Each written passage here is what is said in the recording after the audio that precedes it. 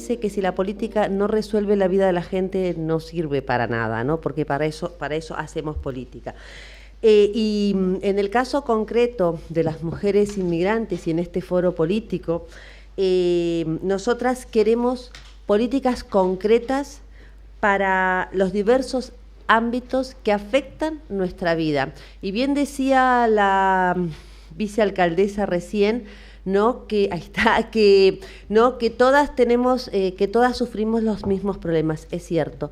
Pero también es cierto que no podemos dejar de tener esa mirada interseccional, esa mirada que defina el contexto en el que estamos las mujeres inmigrantes. Entonces, en esta mesa queremos hablar de cuestiones concretas, queremos hablar de políticas concretas. ¿Qué vamos a hacer? Partidos representantes acá, con la ley de extranjería, por ejemplo, que nos atraviesa y vulnera todos nuestros derechos. ¿Qué políticas de vivienda se entienden a partir de la precariedad de las mujeres y de las mujeres inmigrantes en particular? ¿De qué vamos? De la violencia contra las mujeres. ¿Qué pasa con esta ley que hemos debatido estos días, ¿no? El tema de qué políticas van a cambiar la vida de la gente. Esto va a ser lo que vamos a hablar acá, y no lo vamos a hablar con cualquiera, lo vamos a hablar con aquellas compañeras, con nuestras hermanas, con mujeres inmigrantes que han atravesado ese camino y hoy están en lugares de representación.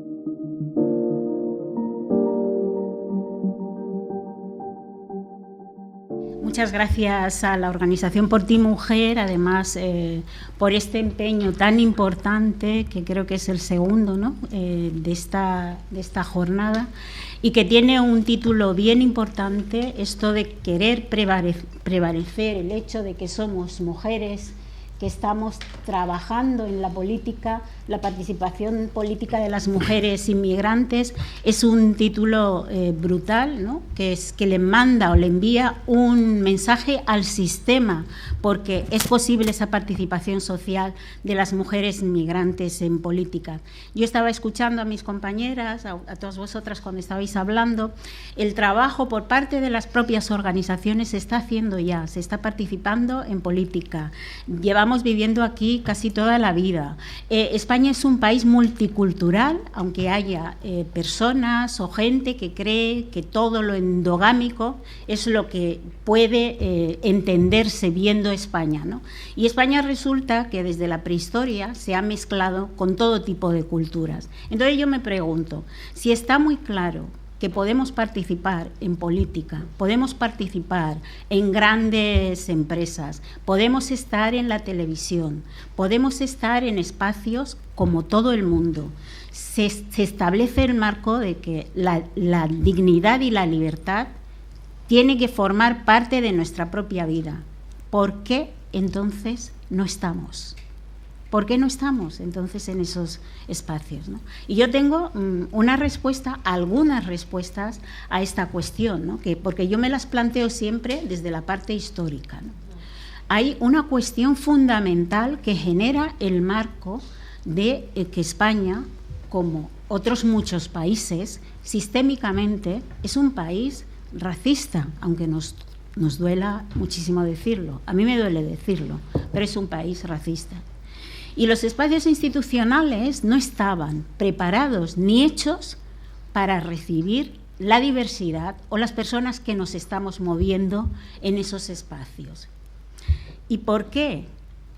¿Por qué? Por la propia historia, por el peso de la propia historia. La subordinación de los pueblos del sur por los pueblos del norte han generado un marco estructural y un marco mental que tiene pozos tanto en la gente del norte como en la gente del sur a la hora de interrelacionarnos. Y eso es tan verdad que sí, que es así.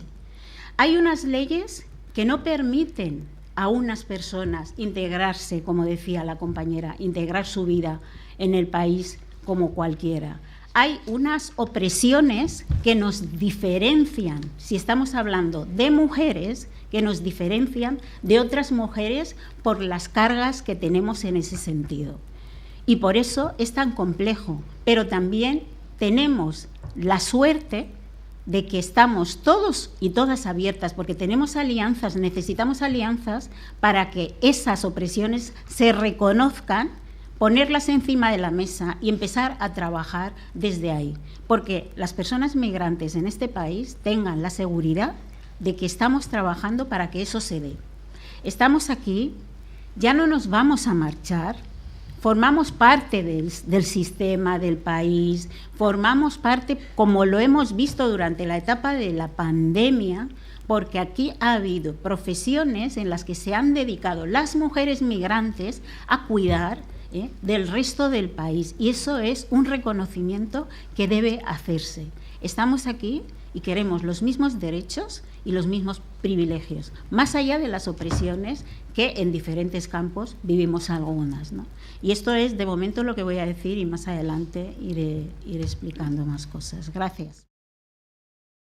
Aclarar en términos de las barreras, que las barreras nunca son de carácter individual, no son personales y no son contra uno, sino que están enmarcadas, tal como lo decía la compañera, en una mirada bien eurocentrista, colonialista, y en una política que, queriéndolo o no, es una política que es racista, estructural e institucional, ¿no?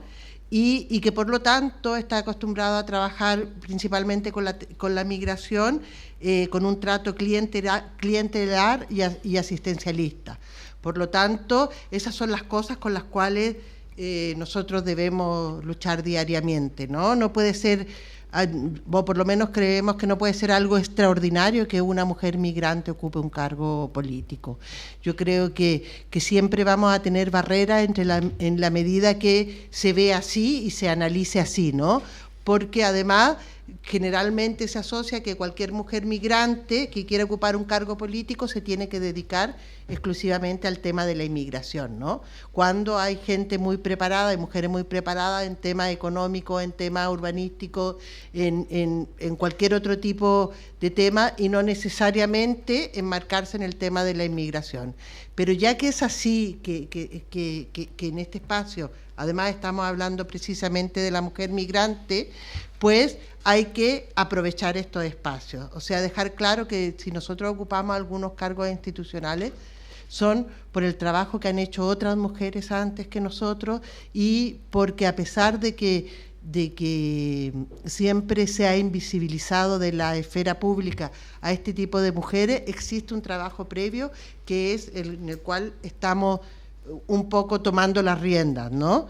En ese sentido, señalar que para que haya un cambio tiene que haber una reconceptualización de términos. O sea, yo siempre hablo que hay que dejar súper claro que la inmigración es una realidad social, no es una problemática social, por lo tanto, siempre debe ser tratada desde el tema de la igualdad de derechos y no desde los servicios sociales, que ese ha sido uno de los errores constantes que tienen las políticas migratorias.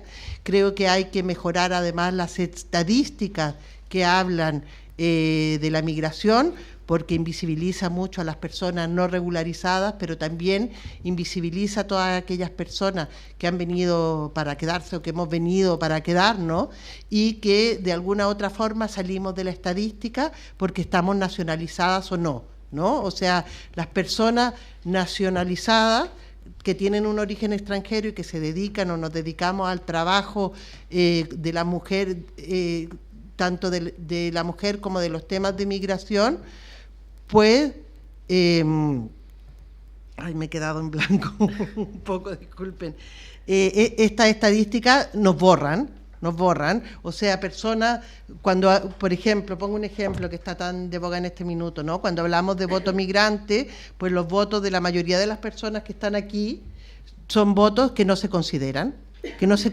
como votos de migrantes, sino que ya se consideran como votos de españoles, ¿no?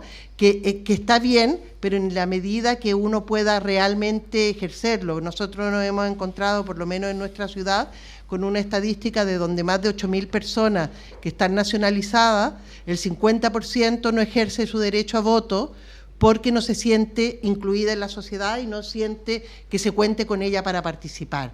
Por lo tanto, todas las políticas públicas deberían estar normalizada en función de incorporar, así como hace años se empezó a incorporar a la mujer, pues incorporar a la migración, porque nuestra realidad es esa. La gente... Me he pasado en el tiempo. No, cuando te pase yo te paro, no te preocupes. La gente, pues, ha venido aquí para quedarse, ¿no? Y como ha venido para quedarse, forma parte del desarrollo de la ciudad y tiene que ser considerada en cualquiera de las políticas públicas que se realice. Y bueno, cuando hablamos de barreras, las barreras yo creo que se dan en la medida que no se entienda que cuando uno habla de inclusión lo tiene que hablar en todos los ámbitos. La inclusión se demuestra en el discurso y en los recursos económicos aportados para tratar estas temáticas. Porque cuando uno se hace cargo de un tema y no tiene funcionarios, no tiene recursos, pues al final uno tiene que improvisar un poco con la metodología y la creatividad de incorporación, cuando en realidad debería ser una política pública que, independientemente de quién esté, por eso yo insisto mucho que no es un tema personal, que es un tema de que cualquier mujer migrante preparada para el hecho puede ocupar ese cargo, pues debe contar con la complicidad de todo el resto de la sociedad. Gracias por esta invitación y por esta mesa tan rica que pone en el centro nuestras experiencias, que como decía Paula, son colectivas. Aquí estamos hablando de participación política y, aunque sea obvio, aquí estamos hablando de política institucional ahora mismo, pero la política se hace en cada barrio, en cada calle y no solamente en las instituciones. Probablemente muchas de nosotras llevamos años y años y años haciendo política independientemente de los cargos que podemos ocupar ahora mismo. Entonces, abriendo esa mirada de que la política es todo lo que se hace, y me gustaría, respecto a las barreras, problematizar dos conceptos. Y uno es el tema del el sentido de pertenencia, que tiene que ver con con el empoderamiento cuando lo pensamos a nivel individual. Yo como persona, yo como mujer, yo llegué aquí hace 16 años, como una joven que llegó a hacer sus estudios universitarios. Yo me puedo sentir súper empoderada y decir que yo me voy a comer el mundo. Pero ¿qué pasa cuando ese poder que yo me creo y que lo trabajo en individual y que yo me siento parte de esta sociedad, qué pasa cuando entra en conflicto con una ley de extranjería que me dice tú no puedes participar políticamente? ¿Qué pasa cuando la sociedad dominante, a pesar de que yo me sienta parte de esta sociedad, todo el tiempo cuestiona mi pertenencia a esta sociedad y cómo eso determina a qué aspiro o qué lugar puedo ocupar? Entonces, primera barrera, no tenía una nacionalidad que me permitiera no solamente votar, sino ser elegida. Una vez cruzas esta barrera, otra que te encuentras es que para la misma estructura de partidos políticos no es prioritario el tema migratorio. Y si comienza a serlo es porque los movimientos sociales han empujado mucho en este sentido, los movimientos sociales que conformamos todas las personas que estamos aquí, han puesto sobre la mesa la importancia del tema migratorio. Y aquí hay dos diferencias. La primera es que lo primero que se piensa es este papel el tema de los papeles, el tema de acoger, desde una visión paternalista. Y aquí, por coherencia política también, y después estarán en la otra mesa las compañeras de regularización ya, si aquí estamos hablando de diferentes partidos políticos, yo espero que todos y todas demos apoyo a las firmas de regularización ya, que van a hacer que 500.000 personas, entre ellas mujeres, entre ellas una tercera parte de niños y niñas, puedan acceder a esta situación de nacionalidad, porque no estamos reclamando papeles, sino lo que estamos reclamando es ser sujetas políticas, que es lo que somos, ¿no? Estamos reclamando que todos los conocimientos, todos los saberes que tenemos, algunas con títulos, algunas con prácticas ancestrales que venimos de nuestros países, tienen que formar parte de esta sociedad. Y aquí, me permiten una cosa a nivel anecdótico, en la presentación no se dijo, yo soy bailarina de muchas cosas, pero ahora mismo soy bailarina de folclore colombiano y soy súper orgullosa. La cuestión es que durante muchos años el único espacio que se nos ha dado a las comunidades migradas es el folclore. Ven, trae tu comida, ven, trae tus vestidos, ven, trae tus prácticas. como si fuéramos un museo, ¿no? Y yo, orgullosísima de mi folclore, tenemos eso para aportar, pero también tenemos para aportar cómo se configuran las instituciones públicas, políticas y económicas de este país. Entonces, así como puedo bailar, y que esta noche de hecho bailo con mi grupo, así puedo estar en el Parlamento de Cataluña. Y cuando digo puedo, no me refiero a Jessica, sino me refiero a este yo colectivo que también hablábamos. Así que, por coherencia, deberíamos apoyar regularización ya, y por coherencia también hay una cosa y hay una palabra que problematizo, no yo, sino Angela Davis lo decía, y es la inclusión. Angela Davis decía: yo no quiero ser incluida como mujer en un sistema patriarcal. Yo no quiero ser como negra incluida en un sistema racista. Yo no quiero ser como lesbiana incluida en un sistema LGTB-fóbico. Entonces no queremos una inclusión de te meto en una forma de funcionamiento que ya, como decía Rita, es racista, colonial, etc. Lo que queremos es irrumpir estos espacios y cambiar las lógicas. No queremos que se nos use como una cuota de color, sino que lo que vamos a hacer, incluso dentro de nuestros partidos políticos, y esa es otra de las barreras, es hacer esto que molesta a veces a nuestras compañeras también feministas de nuestro partido, es a cuestionar privilegios desde el amor, desde la construcción, pero también desde la rebeldía, y eso lo decíamos ayer en la bienvenida que tuvimos. Y hay una resistencia muy grande de los partidos a aceptar esto sistémico, ¿no? Estos privilegios. Y por último, esto sistémico, y es mucho más fácil, y estos días que está de moda, ¿no?, mirar lo que está pasando en Qatar y cómo allá vulneran los derechos humanos, las mujeres en Irán, pero es que aquí tenemos temporeras también. ¿Y cuál es la posición de nuestros movimientos y de nuestros partidos y nosotros como feministas y como feministas migrantes frente a eso? Entonces es muy fácil decir cómo otras sociedades ejercen el racismo y no verlo aquí en casa. Y por último, una barrera que es más en tono personal, pero lo personal es político, es algo que con mi terapeuta me ha ayudado a entender, que se llama ansiedad racial. Y es que cuando eres la primera, ¿no?, y Rita sabe mucho de esto, cuando eres la primera diputada que tienes una presión hacia los tuyos, propia, entre tu partido, porque te toca hacer doble y triple militancia, que nos genera una autoexigencia que afecta a nuestra salud mental y que solamente se cura en comunidad y arropándonos en espacios como estos. Entonces también cómo acompañamos a las compañeras que dan el paso a la institucionalidad, que insisto que no es la única manera de llegar a política, y nos emplazo, y por eso agradezco mucho la invitación, a cómo esas barreras, ¿no?, las vamos rompiendo, las vamos empujando en colectivo, y así, digamos, a bote pronto, me quedo aquí en esta primera intervención. Bueno, para mí es un privilegio poder estar aquí en Valencia, no conocía la ciudad y seguro me quedaría un poco más para conocerla. Yo voy a ser más gráfica que las compañeras, porque hay ellas que han hecho la introducción, que me ha parecido estupenda. Yo comentar que, bueno, el proceso que nosotras, las mujeres, bueno, al venir a un país al que emigramos, pues tenemos un proceso, ¿no? Vamos como desde el inicio, primero en la búsqueda, si no tenemos la documentación, la nacionalización, y luego como encajando o queriendo encajar en una sociedad en la que vivimos.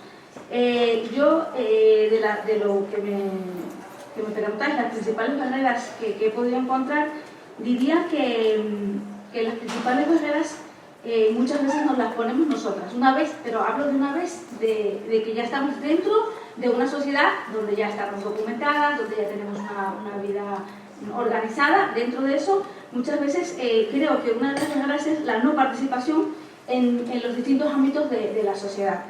Es verdad que nosotras a veces somos invisibles, y muchas veces, siempre lo comento, somos visibles solo en épocas electorales, porque además se dirigen solo a los colectivos más grandes y a los colectivos donde son las mujeres las que llevan un poco la organización, ¿no?, de esos colectivos. Entonces yo creo que nuestra participación, la no participación es una barrera. la cual tenemos que saltar, la cual tenemos que estar no solamente en épocas concretas, como pueden ser unas épocas importantes para nosotras, sino durante todo un curso, durante toda la vida. Ya pueden ser en asociaciones, en el mundo político, en el deporte, o sea, tenemos que estar siempre activas.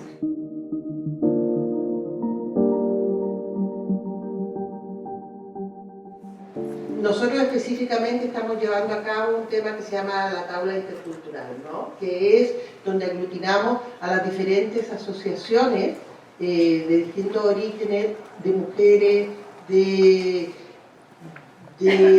temas laborales, de temas económicos, todas relacionadas con el tema inmigración, pero encontramos este espacio donde tienen el diálogo con el resto de la institución. Porque eso no existe un espacio de diálogo con el resto de la institución, ¿no? Generalmente la conversación del tema migrante se queda entre los migrantes. Lo que nosotros queremos hacer es un poco hacer esta apertura.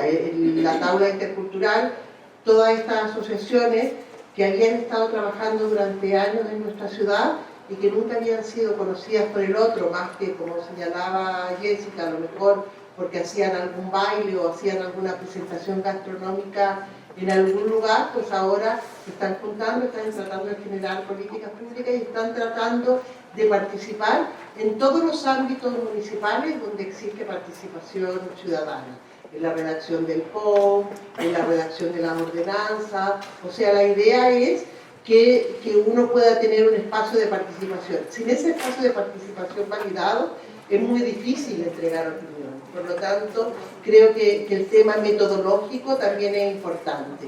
Y en temas de programas públicos o de políticas públicas, nosotros estamos aplicando ahora un programa que yo creo que es esencial que se reproduzca en todo el Estado, que lleva a cabo la Generalitat de Cataluña, que es la línea ACOL, que es la línea de acogida, que en realidad tiene que ver con una situación que es real. O sea, todos los servicios de primera acogida, si nosotros nos damos cuenta, lo que hacen no es una acogida. Lo que están haciendo en este minuto es una regularización. Empiezan a atender a la gente después de los 3 años que ya están aquí, que le permite la ley de extranjería regularizarse, y por lo tanto todo el sistema de acogida que permite que la sociedad se organice y que los migrantes de alguna forma se empoderen, está nulificado y absorbido por este espacio de regularización. Y eso quiere decir que cuando hablan de migrantes desde el ayuntamiento, por ejemplo, se habla de gente irregular o en situación jurídica irregular, ¿no? Y por lo tanto toda esta riqueza migrante que existe en la ciudad queda invisibilizada. Entonces, ese es un tema. El programa que les estoy diciendo es un programa donde es una subvención de la Generalitat, donde establece que las personas que cumplen todos los requisitos para poder regularizar su situación y solo les falta el contrato de trabajo, que es la problemática general, se lo entrega al ayuntamiento y de hecho nos hemos ganado una subvención para contratar a 12 personas para regularizar su situación. Yo digo que este programa es muy bueno en términos de idea, en términos de implementación ha sido muy difícil. Ha sido muy difícil porque primero es convencer al ayuntamiento de que es necesario ocupar estas herramientas que existen para poder generar empleo. O sea, nosotros creemos que todo el tema de la inclusión también pasa principalmente por un tema de la inclusión laboral, ¿no? De que la gente que está aquí tenga las posibilidades de trabajo, al igual que el resto. Por lo tanto, a mí sí me gustaría que compartir esta experiencia del tema con nosotros, siendo una subvención que postulamos en febrero. Recién hace 2 días hemos integrado a 10 personas de las 12 que nos autorizaron y están trabajando en el ayuntamiento en diversos empleos. O sea, también ha sido una lucha para nosotros que el ayuntamiento no solamente lo integre en temas de limpieza, sino que considere todas las potencialidades que existen para ponerlo en distintos en distintas instancias. Y lo último, antes de terminar, que 30 segundos, tic-tac, no, dale. No, y insisto en lo que dije del otro lado, si no se incorpora en el discurso político transversal el tema de la migración y de la mujer migrante específicamente, y no se le dota de recursos institucionales, pues es muy difícil el avanzar. Si hablamos de la importancia de tener referentes, necesitamos revisar el sistema educativo también y ver qué historia se cuenta, ¿no?, de nuestros pueblos, ver cómo el profesorado es determinante a la hora de definir las trayectorias las trayectorias académicas de la infancia y de la juventud. Hay muchos y muchas, más o menos un 20%, ¿no?, de jóvenes con bagaje migratorio en Cataluña, pero cuando nos vamos a la universidad ese porcentaje desaparece. ¿Qué está pasando ahí y cómo el profesorado es determinante a la hora de que un joven o una joven determine si sigue a una FP o si sigue a trabajar directamente o si es universitario? Hemos tenido casos de jóvenes que dicen, no, es que mi profesora me dijo que no servía para esto, ¿no? Entonces, ¿cómo no solamente tener referentes y cómo está compuesto el profesorado, sino cómo el profesorado y el funcionariado en general, y esto es extrapolable a la salud, a la educación, a absolutamente todo, tiene esta formación o no en diversidad cultural, antirracismo y en la población con la que está tratando? Hay una ley, que es la Ley de Igualdad de Trato y No Discriminación, que se aprobó a finales del 2020, es una ley muy buena en el papel. De hecho, tenemos un montón de leyes súper buenas en Cataluña, pero ¿de qué te sirve una ley buena si luego esto no se despliega a nivel de recursos? Que también lo comentaba Paula. Ahora se está haciendo una ley contra el racismo, entonces yo digo, espérate un momento, si acabamos de hacer una ley de igualdad de trato y no discriminación que es súper cañera, ¿por qué no nos enfocamos en darle recursos a esto, en desarrollar un reglamento, en desplegarlo, en vez de hacer otra ley contra el racismo específicamente? ¿Por qué? Porque, gente, se están dando cuenta que esto da votos también. Entonces, te estás enfocando más en ponerte el pin de que estás trabajando el racismo en vez de trabajar el racismo como tal. Entonces, como diputada, obviamente queda, a ver, no es que quede mal, sino que las leyes hay que trabajarlas, pero las leyes no son garantías de nada. La vivienda también es un derecho. ¿Y cómo estamos a nivel del mercado de vivienda a nivel estatal? Entonces, no solamente la existencia de un derecho, un marco legislativo, si eso no va acompañado de políticas concretas y específicas con presupuesto que desplieguen esto. Entonces, es importante que los partidos políticos incorporen este relato, claro que sí. Es importante que desarrollemos marcos legislativos, pero lo más importante aún es que haya recursos, que haya intención política, y la intención política no son discursos bonitos, sino es dinero, ¿no?, de cómo apoyamos a las asociaciones, a las entidades, a los colectivos de base que están currando por los derechos de las mujeres de base, a las mujeres trabajadoras del hogar. Y en este sentido, simplemente un apunte desde el Ayuntamiento de Barcelona, que, bueno, claro, yo no estoy en el Ayuntamiento, pero sí de mi partido político, se ha enfocado en las cláusulas de contratación, porque la diversidad cultural es 0,02% en el Ayuntamiento de Barcelona. Entonces, empecemos a decir, no pueden, así como el Ayuntamiento ahora es paritario, pues también debería ser paritario en términos de diversidad cultural. Si vas a ir a trabajar al barrio del Raval, pues tienes que tener un porcentaje de personas no blancas, digamos, de personas migradas, para trabajar en ese sentido. Entonces, ha tenido que mover toda la maquinaria para, de alguna forma, garantizar que podemos trabajar en la administración pública. Se habla mucho de la feminización de la pobreza, pero no se habla de la racialización de la pobreza. Y entonces estamos, las mujeres migradas trabajando como trabajadoras del hogar, como trabajadoras de los cuidados, que casualmente son trabajos súper precarizados. Yo sí que creo fundamental que desde los ámbitos donde estemos sí que de alguna manera subvencionemos, ayudemos a que las distintas organizaciones puedan de alguna manera pasar esas fases, como la que hablabas tú, Jessica, que estábamos en una fase cultural, ¿no?, al principio, que era para lo que siempre se nos llamaba, y bueno, nosotros ahora mismo estamos pasando esas fases, ¿no? Estamos dando formación a las distintas organizaciones que estamos patrocinadas por el Ayuntamiento, para que formen y para que los distintos colectivos puedan hacer otras labores que no sean la cultural.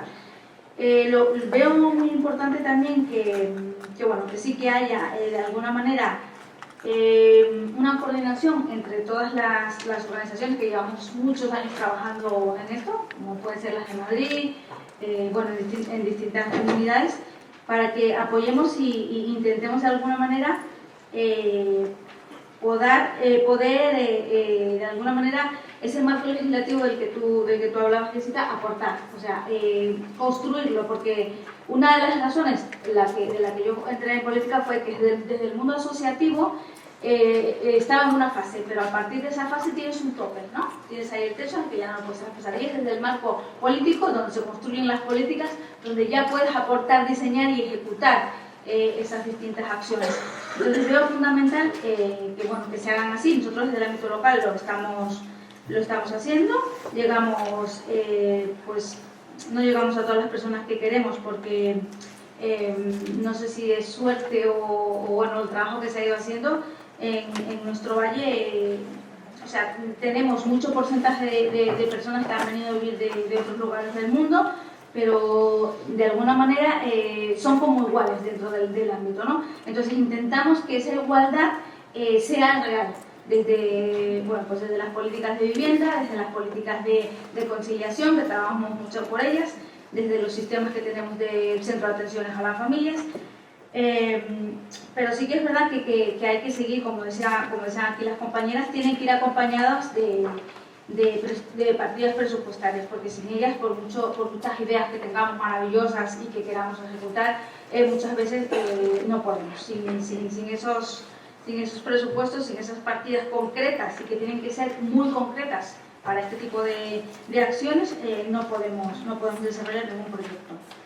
Veo también la formación fundamental en nuestros distintos colectivos, en las distintas asociaciones. Tenemos que ayudarles, tenemos que empujarles, tenemos que subvencionar, tenemos que incluso construir desde los distintos ámbitos, desde los municipales, para que en algún momento no tenga que salir desde una organización el pago de todas esas formaciones. Creo que es cierto lo que planteaba Rita, una ley contra el racismo, igual no solamente la vamos a impulsar nosotros, porque no es un tema que esté en las agendas de todos los partidos como prioritario, las compañeras de los partidos lo acaban de exponer. La segunda cosa que creo que... Perdona que te corte en eso, está en la agenda de mi partido, por eso se está haciendo en el Ministerio de Igualdad. El Consejo. Perdón, porque... No, tenés razón. No está en la agenda de todos los partidos común, ¿no? En la agenda del gobierno. En la agenda del gobierno, exactamente. Y los partidos que no están en el gobierno tampoco, los autonómicos y demás tampoco la tienen, eso también es cierto. También el tema de... creo que también quedó demostrado el tema de los recursos, la importancia de tener un recurso, o sea, de nada sirve que, como decían las compañeras, tengamos un lugar y demás si no hay recursos para desplegar las políticas y las políticas no se van a desplegar, y el sesgo que tienen esa adjudicación de recursos con la propia temática, que parece que de lo único que podemos hablar es de las personas migrantes en políticas de migraciones. Las tres cosas que has citado es el régimen estructural, estamos planteando los recursos económicos y el tema de que las mujeres migrantes parece que y el tema de que las mujeres migrantes se nos direcciona siempre a hablar de temas de migración. Bueno, digamos que es un enfoque desde luego muy desvirtuado de lo que somos y lo que representamos las mujeres migrantes, ¿no? Independientemente de nuestra migración, de que llevamos encima una especie de mochila, independientemente de que no estemos migrando, o sea, yo llevo muchísimos años en este país, toda la vida, y yo no estoy siguiendo ningún proceso migratorio. Lo que pasa es que el sistema me lee de una manera. Por eso hablaba de la interseccionalidad y de las opresiones que vivimos las distintas, ¿no? Las mujeres, no solo por el hecho de ser mujer, y el tema de la raza y la etnia hay que incorporarlo siempre a todas las miradas, a toda la implementación de la normativa que llevemos a cabo, más allá de que es un concepto que quiere blanquearse, ¿no? Y que se está intentando, digamos, invisibilizarlo. Existe como tal y hay que tenerlo en cuenta. Y el racismo estructural tiene una base totalmente impuesta por el sistema colonial. Y ese sistema colonial se ha generado desde un marco de tráfico de esclavos, de trata transatlántica, por mucho que nuestro país lo niegue, está en los anales de la historia, y eso es una cuestión que hay que reconocer para poder, de alguna manera, paliar el dolor de las víctimas, ¿no? Porque además, no lo digo yo, lo dice Durban en el tercer foro internacional del racismo y la xenofobia, ¿no? Para traer la voz de las asociaciones migrantes de Tarragona, que se han manifestado y han dicho que en las próximas elecciones municipales no votarán a ningún partido que no tenga estos 5 puntos, que son el reconocimiento de la diversidad de la ciudad, empadronamiento para todos, acogida en el lugar de empadronamiento, un espacio de diálogo con las asociaciones de origen diverso y una política migratoria transversal, o sea, considerada la migración en todos los ámbitos para poder luchar contra el racismo estructural. Y en este sentido solicitan prácticamente 2 cosas: la formación antirracista a los funcionarios y la inclusión, programas de inclusión laboral que consideran las personas migrantes.